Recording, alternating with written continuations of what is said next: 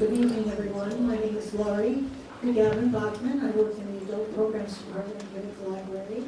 I'd like to welcome you to our program tonight, Intemperate Habits, LGBTQ History from the Connecticut Perspective. Stephen Barkas, the Executive Director of the Ridgefield Historical Society, will introduce our guest speaker, Dr. Susan Ferentinos. Thank you.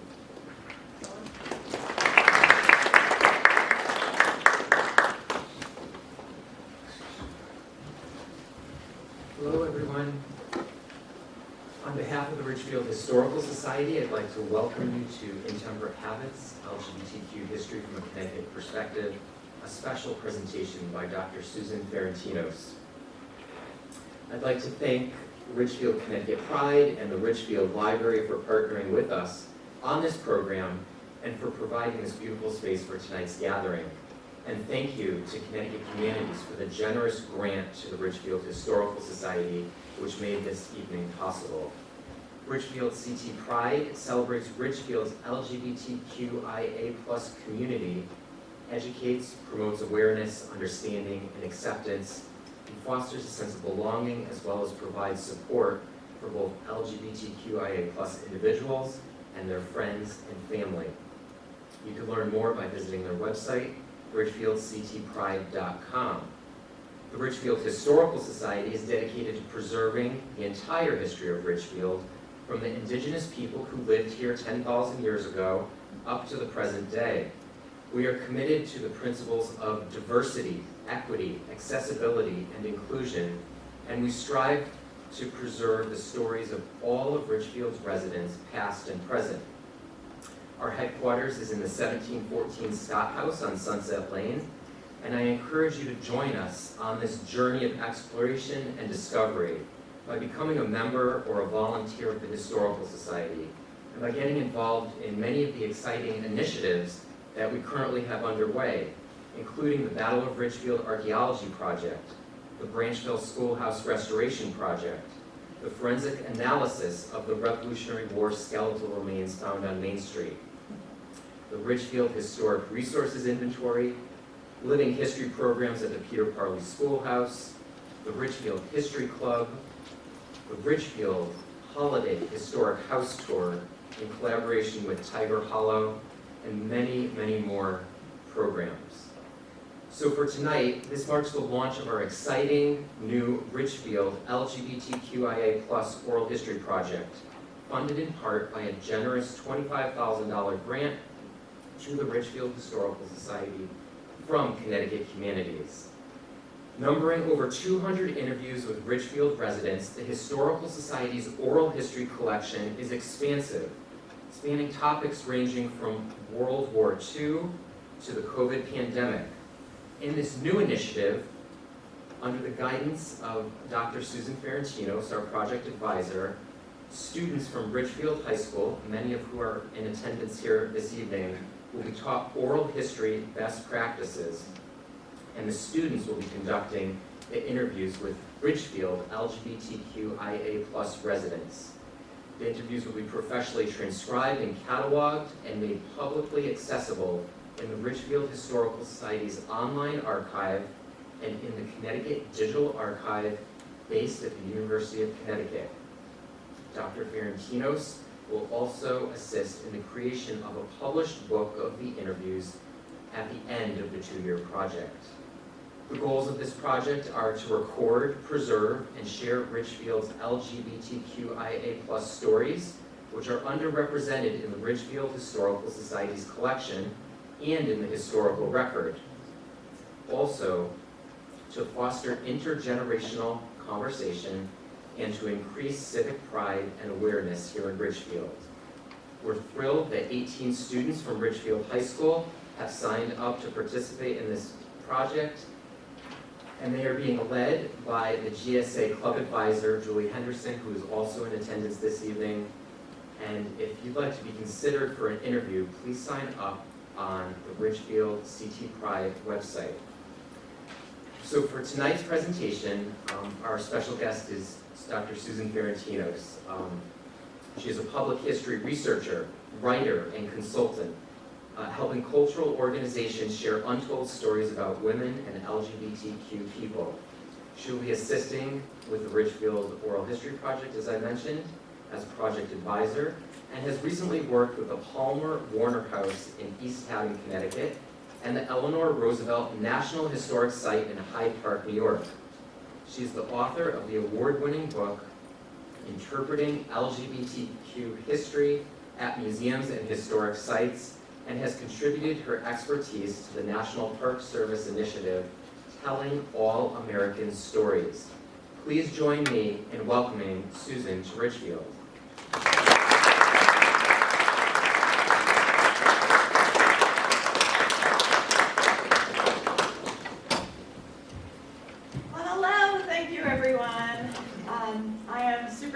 To be here. Stephen just got me very excited all over again about this project. It is a special pleasure to get to be involved with projects that foster, as Stephen was saying, intergenerational understanding. So much has changed in the world of LGBTQ communities within the lifetime of our elders. And I love the idea of people from different generations coming together to learn from each other. So I'm delighted to be a part of it. Now, I am a historian, it is true, but this is what brings me here tonight. And within the big profession of history, I am what is known as a social historian.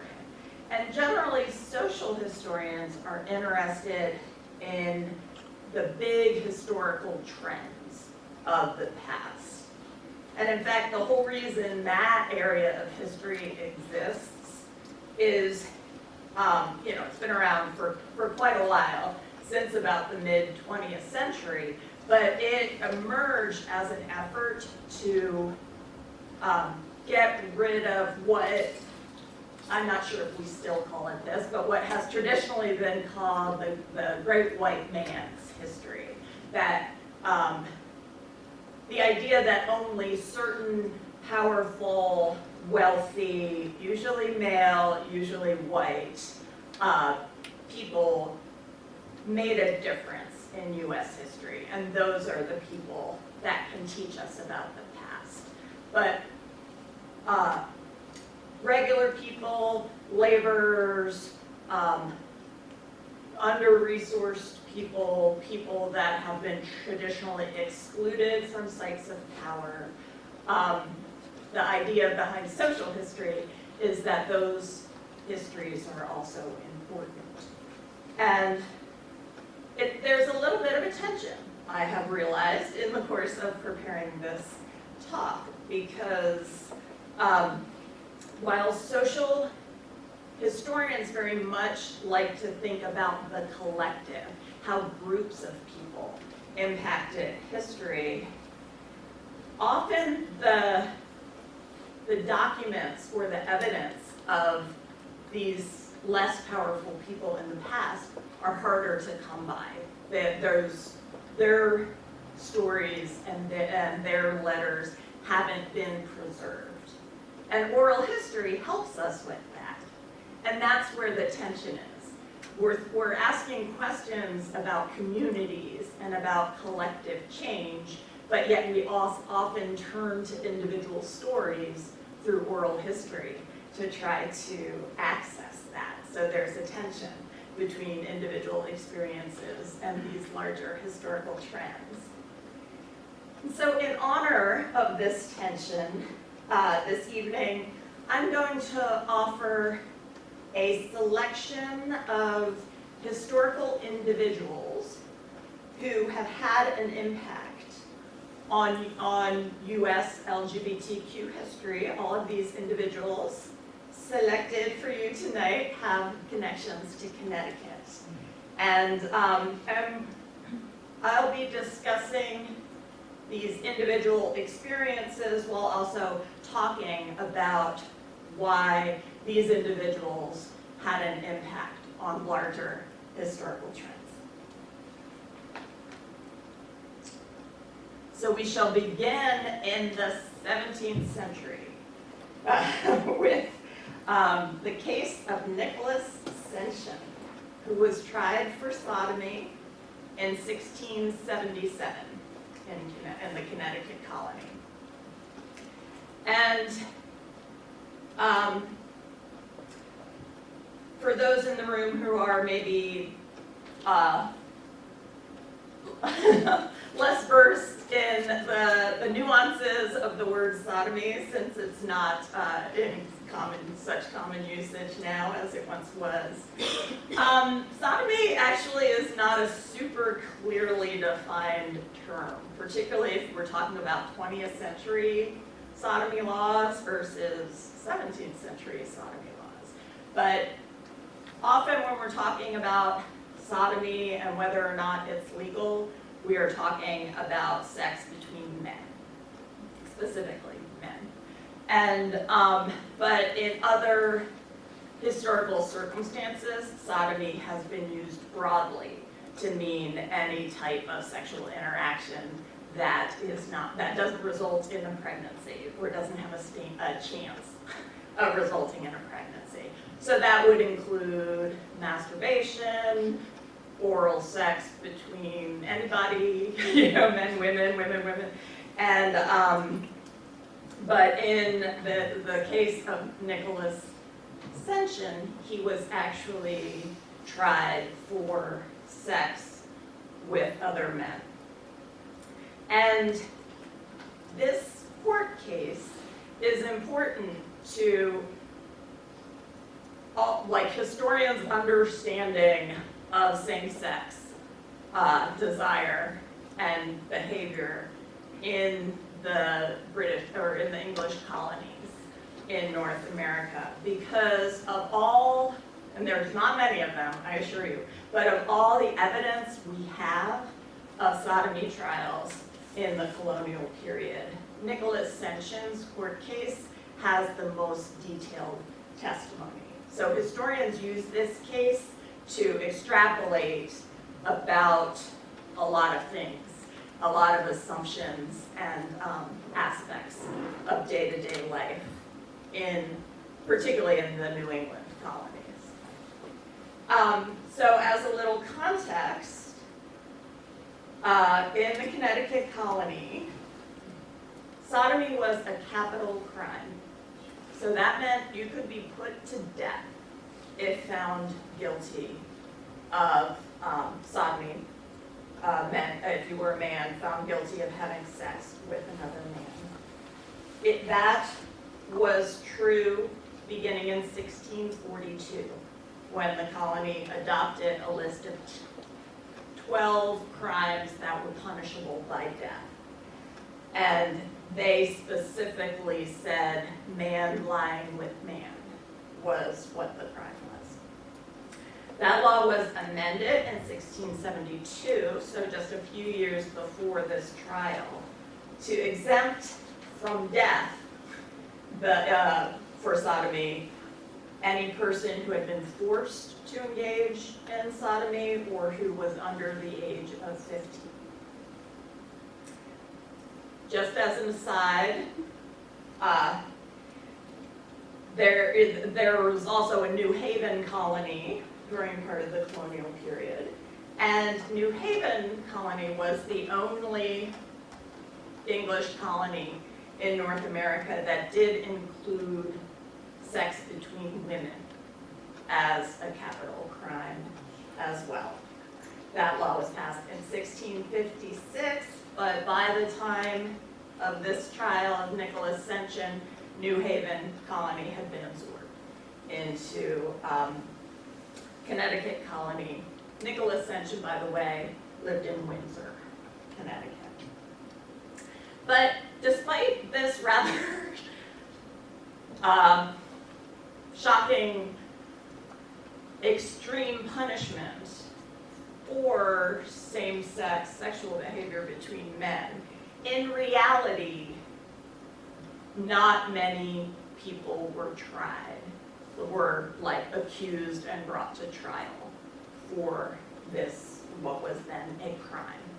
And this is in contrast to what was going on in Europe, where a lot of people were being tried, and a fair number of them were being put to death for sodomy. So this has led historians to kind of generalize and conclude that, you know, life was rough in the colonies, right? I mean, we think of like the western frontier, like think of that times 10 in the 17th century across the ocean from, you know, from the colonial power. And so historians have generally said, so these laws were adopted you know, because they were the laws in Europe, particularly in England, but, you know, colonists were concerned with survival. They weren't necessarily, you know, looking for, to not work together in community. And so that it was more a formality than like an actual lived experience. So again, this court case is interesting because this is an exception to that generalization that historians have made. And it's also interesting because Nicholas Senchen was, you know, in colonial terms, which as I said, life was rough in the colonies, but he was a man of some wealth. He was also married to a woman, and he was, at the time of his trial, he was older. He was in his 50s or 60s. And generally, in New England colonies, people that are tried with a number of crimes related to social disorder, historians have identified a larger historical trend that they tend to be young, single people. So one exception to that is witchcraft. It's either young, unattached women or older, widowed women who were tried. In the sodomy cases, they tend to be unattached young men. And the thinking behind this is that these were people who were likely to cause social disharmony and discord within a colonial community. And so their behavior was policed more heavily. Some might say adolescent behavior is still policed quite heavily even in our own time. But nevertheless, despite these advantages that Nicholas Senchen had, he was brought to trial, and the testimony, because as you know, we have more testimony, like more detailed testimony about this case than any other, revealed that he was quite, if you'll forgive me, he was quite the sodomite. He had a 30-year history of propositioning men for sex within the Windsor community. And now, keep in mind, under the law that was in play at this time, if another man had had sex with Nicholas Senchen, that man would also be subject to trial and risk being put to death. So you always have to like pay attention to your sources, right? Because nobody was admitting like if you took this testimony at face value, poor Nicholas Senchen was trying to find a sexual partner for over 30 years in the village of Windsor and never once succeeded. But, you know, who would stand before a colonial court and say, yes, I too have committed a capital crime? So, because of the lack of evidence of Senchen ever having actually succeeded at having sex with another man, he was ultimately found guilty of attempted sodomy, so not a capital crime, thank goodness. But his punishment was still pretty severe. His entire estate, so basically all his wealth, all his land, his money, his livestock, were put in bond for good behavior. So, so the community held his wealth until his death. So his wife could inherit it, but Nicholas Senchen himself had to go through the town in order to access his own wealth. So there's a lot of interesting things about here. I don't have time to I could teach a whole course on this one court case, but what we do know from this court case is that for 30 years, Nicholas Senchen was propositioning the men of Windsor, and nobody bothered to report it or have him arrested or tried until someone did, and then they were all called as witnesses. But that in and of itself is interesting. It kind of adds to this conclusion historians have made that people kind of turned a blind eye. It was a fact of life in colonial New England, as it is all over in all time periods. And it wasn't quite the cause for moral panic that it maybe would be in other time periods. Flying ahead 200 years to, I realize, I apologize, this is a typo. This is actually supposed to say the 1860s. Nevertheless, about 200 years later, we have another example of same-sex love and desire from Connecticut that has also had a big impact on the larger understanding of LGBTQ experiences in the United States. And this is the romantic friendship between Rebecca Primus and Addie Brown.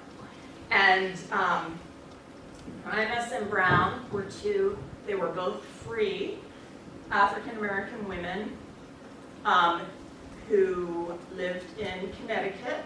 Primus was born to a middle-class family, and she was trained as a teacher in Hartford. Addie Brown was, her level of literacy, we know from the letters between them, was much lower. She was literate, but just barely so. So less educated. She worked as a domestic servant in households around Connecticut, mostly, in a 19th century traveling distance to Hartford as well. We have their letters because immediately after the Civil War, Rebecca Primus traveled to the South to teach in a recently opened school to teach the African Americans who had been freed by the Civil War. And so the bulk of the letters stem from the few years when these two were apart. And I should say that picture is not of these two women. It's hard to find historical pictures, so we have no pictures of the two women. But their letters reveal a devotion to each other, as well as a certain level of physical intimacy and certainly romantic love. As one example, a letter from Addie Brown tells Rebecca, "You are the first girl that I ever loved so, and you are the last one. Dear Rebecca, do not say anything against me loving you so, for I mean just what I say. Oh, Rebecca, it seems I can see you now, casting those loving eyes at me. If you were a man, what would things come to? They would come to something very quick."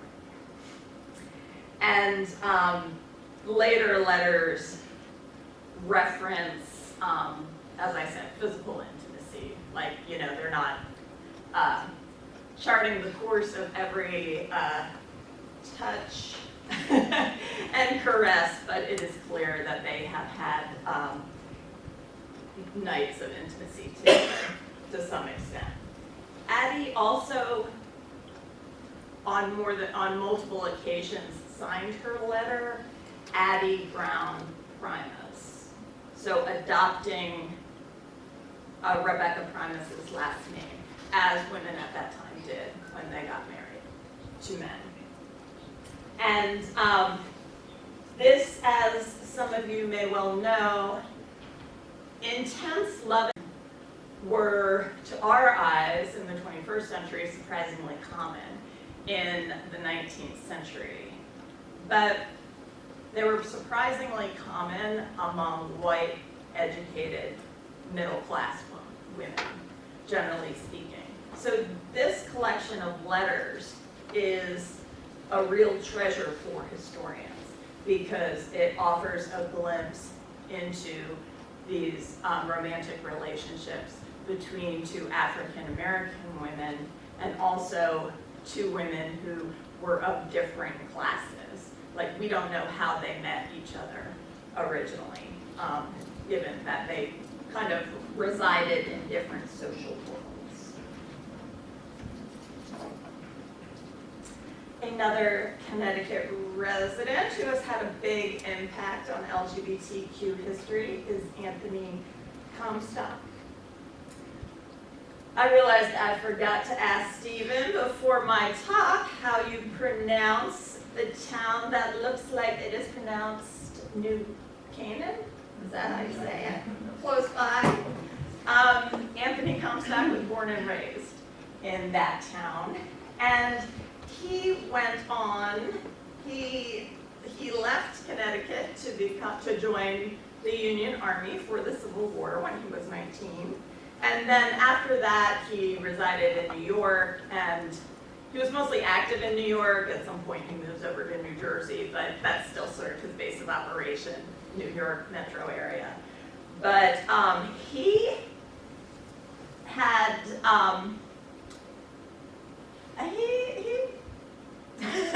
so he is best known as a social purity crusader, which was a whole movement in the late 19th and early 20th century among people who really felt like the morals of the country were in swift decline. So Anthony Comstock is best known for enacting, he wasn't a lawmaker, but he was let's say a lobbyist or an activist. And he, thanks to his advocacy, a series of laws were passed that were known forevermore as the Comstock laws. There was a brief flurry in like the last year or maybe 18 months about editorials talking about the return of the Comstock laws, and this is the guy who put those laws into place. And the Comstock laws, passed in 1873, had a huge impact on U.S. LGBTQ history, and not a positive one, I will say. But these laws prohibited any obscene behavior from traveling through the U.S. mail. The definition of what was obscene was pretty strict, and it meant that pretty much any information about sexuality, like, you say sexuality, Comstock says obscene can't go through the mail. So this meant a lot of things, and Comstock laws were on the books for about 80 years. So, so for instance, those of you who know a bit about LGBTQ history know that in Europe, scientists and doctors began talking about the preference of certain people for romantic and sexual expression with members of their same sex. And they began talking about these things in medical literature in the 1860s. That happens much later in the United States. And many doctors who were interested in studying this topic had to go to Europe to learn about it, because medical literature in the United States couldn't discuss sexual topics. Or even if they would have passed the censor's review, medical journals didn't want the bad publicity to risk being censored, so they were much more conservative at the turn of the century in talking about sexual realities of all kinds. Venereal disease, for instance, problems with pregnancy, but certainly people who are identifying as a gender different than what society thinks their gender identification should be, or people who are desiring members of their same sex. So just information sharing is greatly restricted in the United States. Also, as we get a little further along, I mean, you can say it started in the 1890s, but certainly by the 1920s, there are LGBTQ subcultures just slowly beginning in big cities in the United States. But they're very suppressed, and like the different communities can't really communicate with each other because there can't be an LGBTQ magazine, for instance, because it can't be sent through the U.S. mail. So this goes on, as I said, for 80 years until the 1950s, and it is other parts of other people relevant to LGBTQ history who ultimately get these laws overturned. A series of court cases in the 1950s overturned these laws. One is brought by One magazine, which was just about the first LGBTQ magazine. But, you know, there were some surreptitious ones going around, but One wanted to be the national gay magazine and kept getting censored by the U.S. Postmaster, so eventually went to court.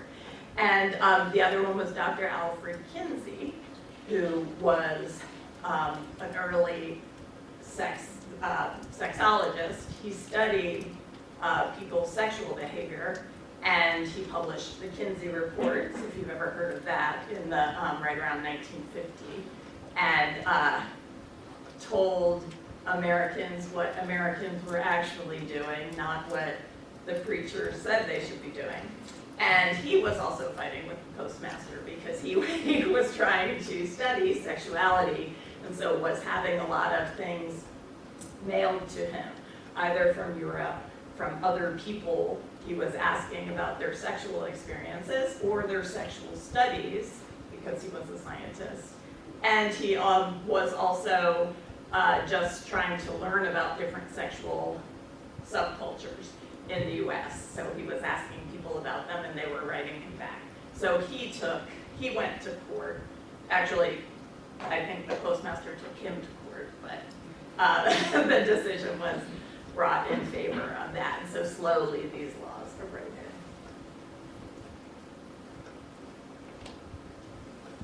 And moving into the 20th century, we have Dr. Alan Hart, who is generally, if you hear about him, you hear about him within the context of Oregon, because a lot of things, he was from Oregon, and he was educated as a doctor in Oregon. He spent his early life in Oregon, but he spent his later life in Connecticut.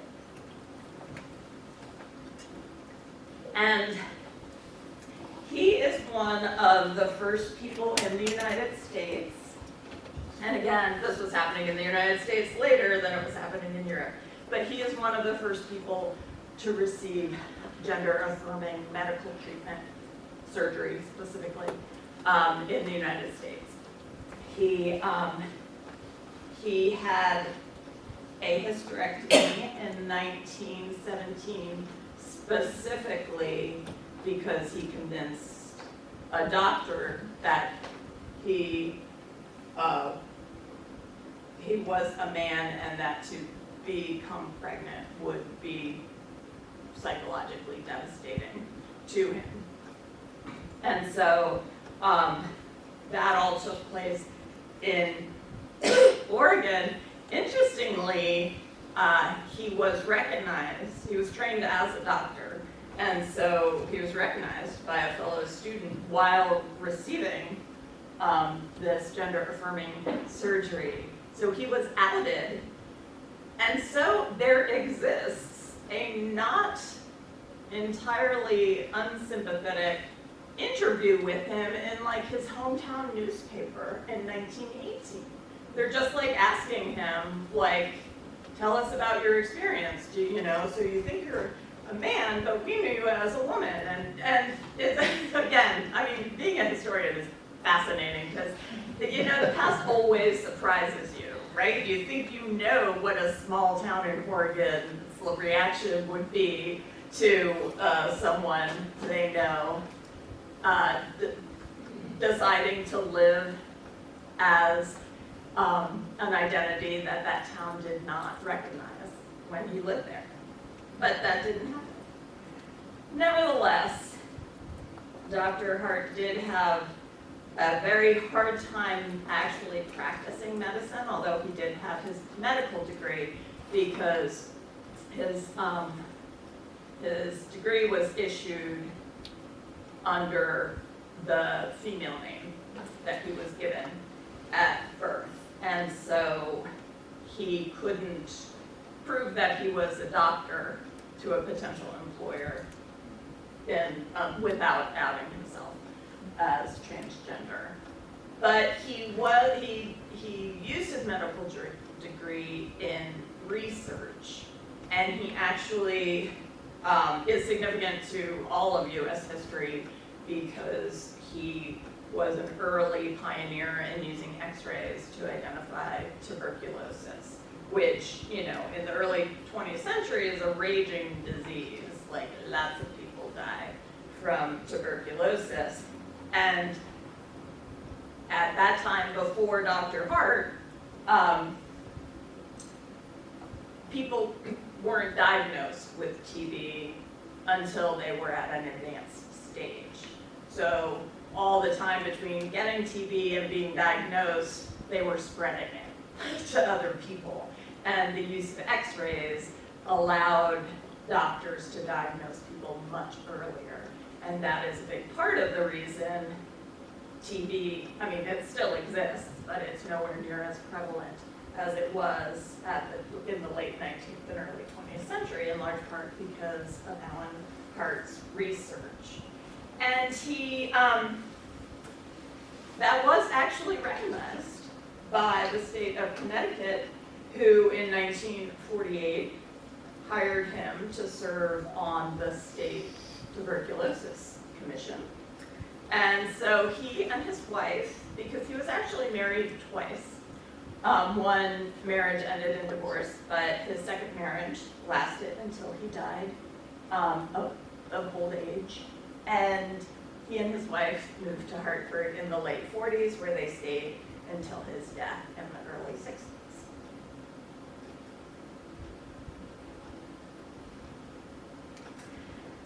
Then we have the famous Supreme Court decision, Griswold versus Connecticut, which was issued in 1965, and is the Supreme Court case that its shorthand is a Supreme Court case that legalized birth control.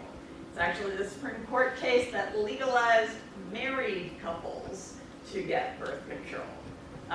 Unmarried people, particularly unmarried women, still had a very difficult time obtaining. It was a state-by-state basis whether it was legal for unmarried women to access birth control. And now you may be saying, if there is one thing that seems not relevant to LGBTQ history, it might be birth control and access to birth control. But I am going to make a different argument about this. By the way, the woman on the left is Estelle Griswold. She was the executive director of New Haven Planned Parenthood. I forget the name of the other woman in the picture, but she was also part of like the Planned Pregnancy League in New Haven, or another pro-birth control organization. And they are giving the victory sign after the ruling that legalized, to some extent, birth control. This was important to LGBTQ history for two reasons. And one is that it is the first Supreme Court decision in US history that recognized sexual privacy as a right. So it took a long time for that concept to get to Supreme Court cases dealing with sex between members of the same sex, homosexual sex.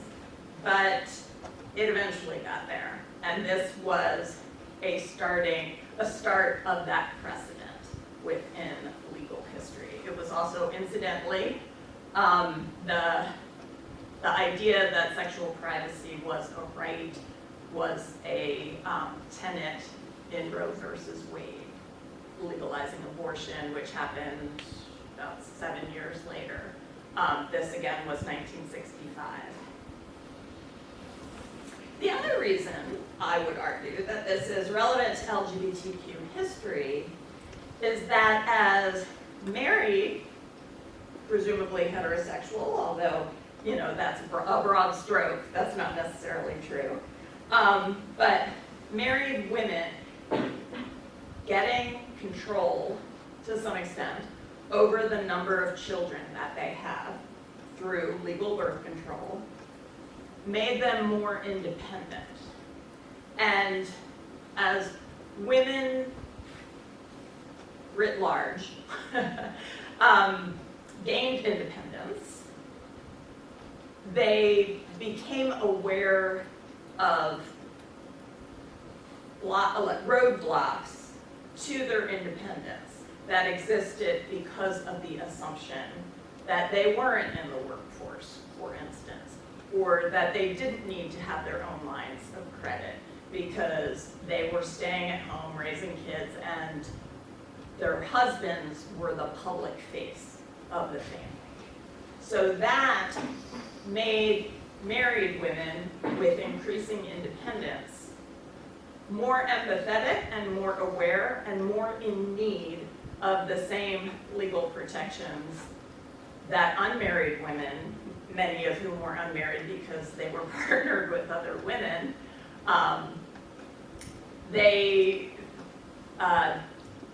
married women began fighting for similar protections and rights that benefited women that chose not to be married to men.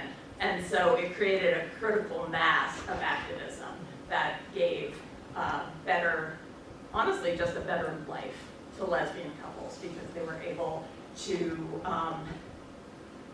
earn higher wages. They were protected from job discrimination. They were able to access lines of credit, you know, things like that. A similar argument I will make in the next slide in just a moment, which is now bringing it home to Ridgefield. Here we have just a couple examples of people that have influenced LGBTQ history. In Ridgefield itself, Alice Paul is a famous suffragist. She is the author of the Equal Rights Amendment, written in the 1920s. And she, I would say the evidence is not particularly strong that she would identify as a lesbian. She never married. She was very critical of heterosexual marriage. She did have a special female friend, but they never lived together. They often spent a year apart. So I think she was a woman obsessed with a cause, which was feminism. And any questions of her sexual identity were sort of on the back burner. But regardless, the same thing, suffrage, the right to vote, getting a political voice, had a huge impact on women across the board, but particularly lesbians, women that never had some man incorporating their political desires in their vote, which was one of the arguments about why women didn't need to vote. Maurice Sendak, author of With Where the Wild Things Are, was announced late, like in the last 5 years of his life, publicly announced that he was gay. And he had in fact had a partner for over 50 years who had had recently died when he made that announcement. Harvey Fierstein is an author and a playwright, and I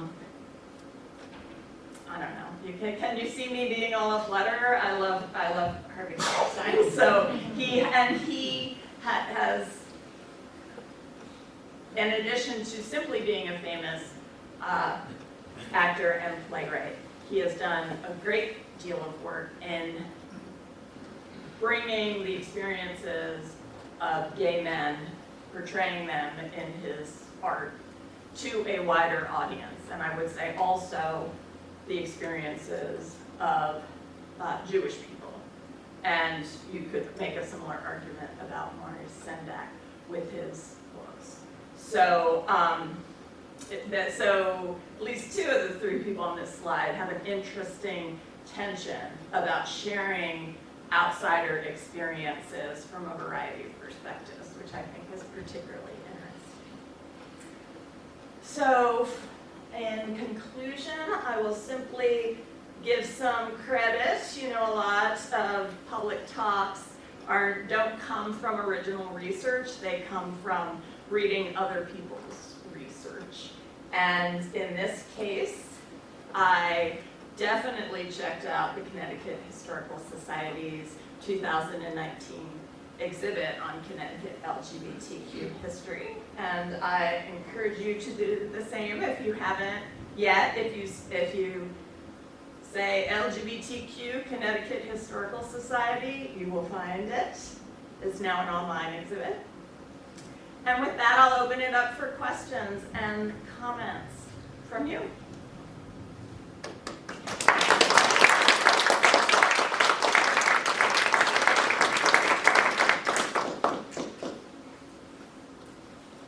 What you got for me?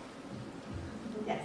So, in the time when the mail was being censored, was all the mail that people were sending just being opened? No. Good question. So, there was sneakiness, happening for sure. So, in fact, the general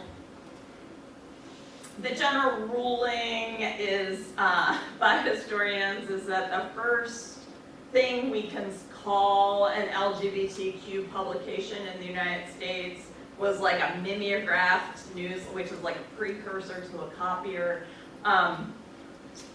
Mimeographed newsletter that was sent out from LA in the 40s. But that's like, she would type up like 25 versions of the newsletter and send to her friends, and then they would send it was a lesbian paper, they would send it to their friends. But that was just like one private individual to another private individual, so like that was below the censor's radar. It was more things like a medical journal that's sending out thousands of copies of their publication. So it was more like publications, and it was also like the pornography, like pornographic magazines were very like, kind of like sold in back alleys kind of thing, because they couldn't just like subscribe to a pornographic magazine because it would have to go through the mail. So, but yeah, they weren't opening, it wasn't that level of censorship. Other questions? Yes? So did they have any record of anybody being executed for this sodomy in the colonies? I know, it was tried and it was on the books. I mean, there's lots of things in the Bible about, can you die if you do this and do that, but it never happened, so. As I said, there are lots of examples of that in Europe.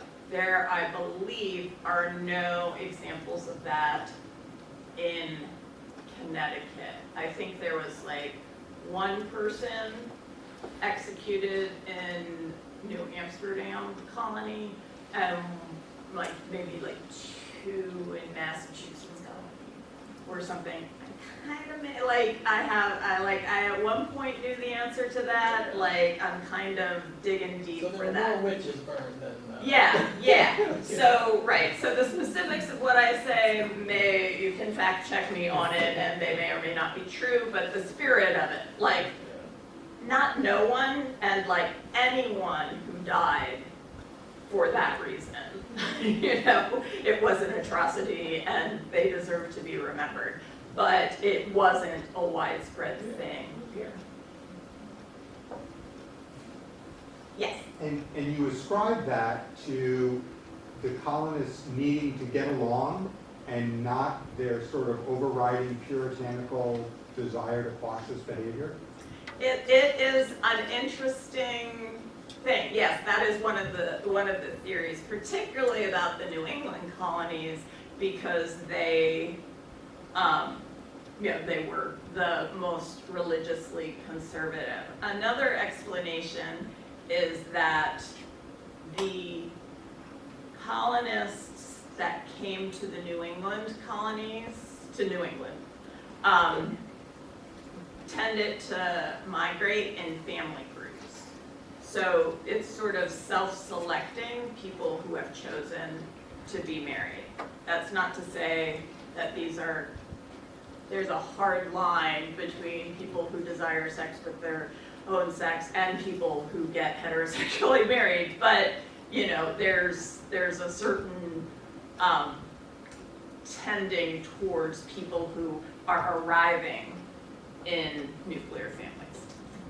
The Chesapeake colonies, in contrast, are full of men who are trying to get wealthy and then either get to live as part of the elite in a new place that would be harder for them in England, or to get wealthy and then return to England at a different class. So the Chesapeake colonies, Virginia and Maryland, have a really big gender imbalance. There's it varies over the course of the colonial period, but at one point it's one woman to every 20 men. And there's a lot of evidence that those guys were all sleeping together. Regardless of how in the 20th century they might say identify their sexual identity, in a circumstance with a lot of men, a lot of young single men, and not a lot of women, there was still a lot of sex going on. So that is another theory, is that that in the Chesapeake colonies, people were turning a blind eye, because otherwise all they'd be doing is bringing people to trial. But in New England, that it was also just more family oriented. There were more women present, and between survival and not disrupting society by, say, bringing a married man to a sodomy trial, which is what happened in the case of Ascension.